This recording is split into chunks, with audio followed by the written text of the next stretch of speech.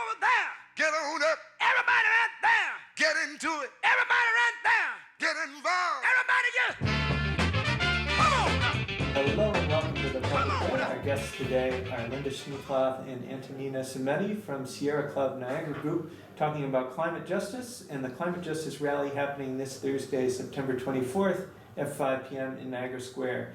So Antonina, tell us what's going to happen at the climate rally this Thursday. Great, thanks for having us. This Thursday, Niagara Square, we're calling together all residents of Western New York to come and join us to ask our local elected officials to take action on climate justice. So starting at 4 o'clock, we'll have some performances by local artists, music, meditation happening, yoga, a number of things happening in Niagara Square. Starting at 5 o'clock, we have a great lineup of elected officials, nonprofit representatives, community leaders speaking, including Darius Pridgeon, the Common Council President. We've got New York State Senator Mark Penapinto speaking. We've got Agnes Williams from the Seneca Nation Indigenous Women's Initiative. Lots of great speakers. We've got a student from UB, a legal clinic there, talking about loving your communities. So there are a number of people coming, great speakers. I hear we're going to have a billionaire perhaps coming, and we've heard threats that there is going to be an oil executive billionaire showing up. We might have to have a conversation with, yes. And Lynda, why climate justice as a theme rather than just climate change? Why is this an issue of justice? Well, because climate change has all kinds of injustices embedded in it, and so the reason we're talking about justice is the flip side of the injustice. And so, for example, if you think about what is happening across the world, we should think about fires all over the place. You think about people in California. You think about droughts where food is not being able to be grown. Think about islands that are sinking. We know certain communities up in Alaska are just the tundra is melting and they're falling into the sea. The amount of heat that temperatures are rising in 120, 130 degrees in some communities, which is killing people.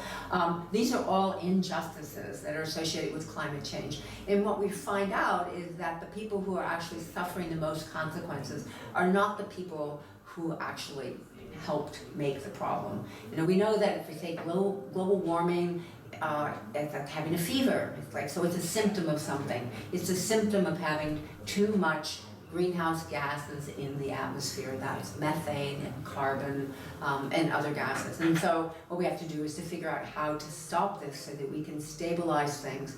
But in the meantime, we need to make sure that the people who are suffering severely right now are addressed. That's what the Pope said.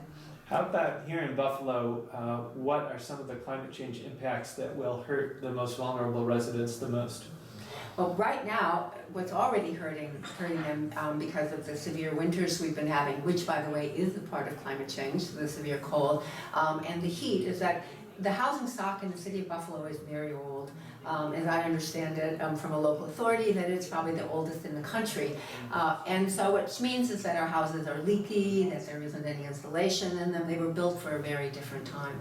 So people who live in houses like this often don't have the means to actually reinforce them or insulate them, and so are spending way too much money on their energy bills, having to make decisions between whether they're going to eat or whether they're going to be heating their houses. This is an act of injustice, is that energy should be affordable as a part, it's a part of life. We're seeing the consequences in food issues. Is food available in certain kinds of places? Food prices are going up, and they're going up because of droughts and things that are happening in other kinds of places. And so primarily in Western New York, which actually is probably least impacted place of anywhere on the globe right now is what we're finding, we're already seeing the consequences, and as climate change continues to advance, it's going to continue. And just think about the kids.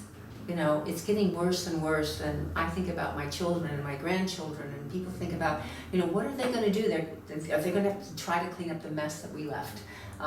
And there's going to be a point at which it's not going to be possible to do that. So from an intergenerational perspective, very critical that we take action now. And so what are the key actions that we need to take? National, international level, local level, individual level? Well, let's start at the national level, because coming up in December of this year, 2015, there's a major UN climate conference that's going to be happening in Paris. And at this particular conference, the world leaders are going to make decisions about how much they're going to make cuts in the emissions in greenhouse gases.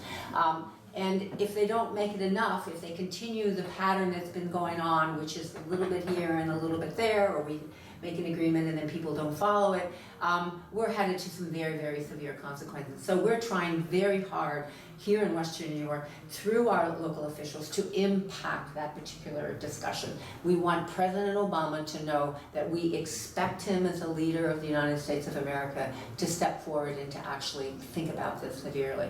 But also think about then, what if we're going to ask him to make major cuts, what's our role? What do we have to do here in Western New York? What's our share? And that's all fair too. That's an issue of justice.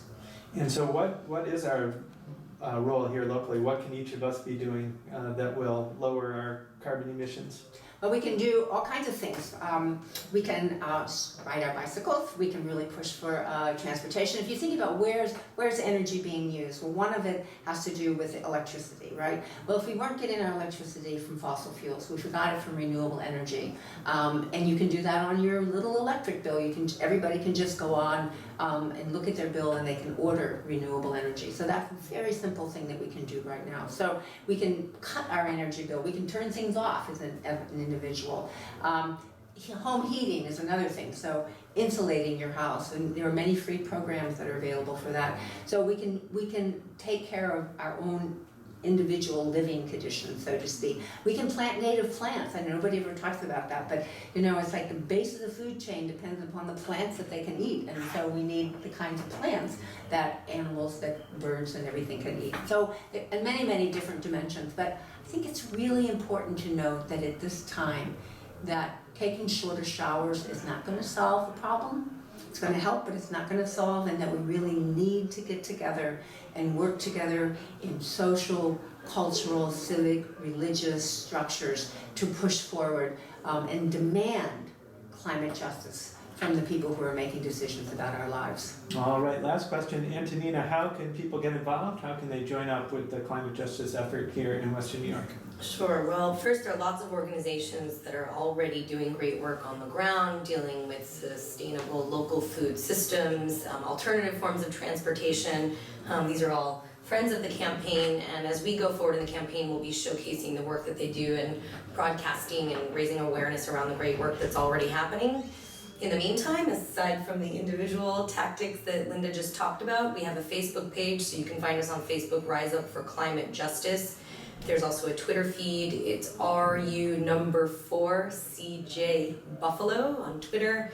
You can also go to the Sierra Club Niagara Group's webpage and get some more information. Contact us directly because we're looking for more people to get involved. We want to tell great stories about what's already happening in Western New York, broadcast it not only around New York but nationally, and really showcase the great projects that are happening here. All right, perfect. Thanks.